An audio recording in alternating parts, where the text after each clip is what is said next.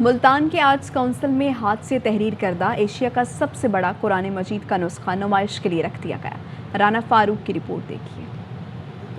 بسم ربک الذی خلق خلق الانسان من علق علم الانسان ما ملتان آرٹس کونسل میں ایشیا کے سب سے بڑے قرآن مجید کے نسخے کو نمائش کے لیے پیش کیا گیا۔ خطاط امتیاز حیدر نے قرآن پاک کے نسخے کو اردو ترجمے کے ساتھ 425 دن میں ہاتھ سے تحریر کیا ہے۔ کلرفل نسخہ بنایا گیا ہے، وہ صورتیں ہیں اس کو بلیک کلر میں لکھا گیا ہے، ترجمہ اس کا ریڈ کلر میں لکھا گیا ہے، رموز و کراف گرین کلر میں لکھے گئے ہیں، جہاں سے سپارہ شروع ہوتا ہے اس کی ہیڈ لائن ہے گرین کلر میں مینشن کیا ہے۔ اللہ رسول کے نام بھی ایڈ کیے ہیں، تمام بڑے بزرگان دین، صحابہ کرام اور اہل بیت طہار، پنجتن پاک کے نام بھی اس کے اندر ایڈ کیے گئے ہیں۔ قرآن پاک 31 صفحات پر مشتمل ہے، جبکہ قرآن پاک کی لمبائی 40 فٹ اور چوڑائی 8.5 فٹ ہے۔ اس کی ایک صفحے کی لمبائی 41 فٹ ہے، چوڑائی جو 53 انچ ہے، کھل کے یہ 8.5 فٹ ہو جاتا ہے۔ 2 جلدیں ہیں، ٹائٹل پہ ڈال کے 40 پیجز ہو جاتے ہیں۔ ملتان کے شہریوں کا کہنا ہے قرآن پاک کے خوبصورت نسخے کو دیکھ کر دلی سکون حاصل ہوا ہے۔ دیکھ کے بڑی خوشی ہوئی، ہاتھ سے لکھا ہوا ہے، ترجمہ بھی لکھا ہوا ہے۔ امید کرتے ہیں کہ اس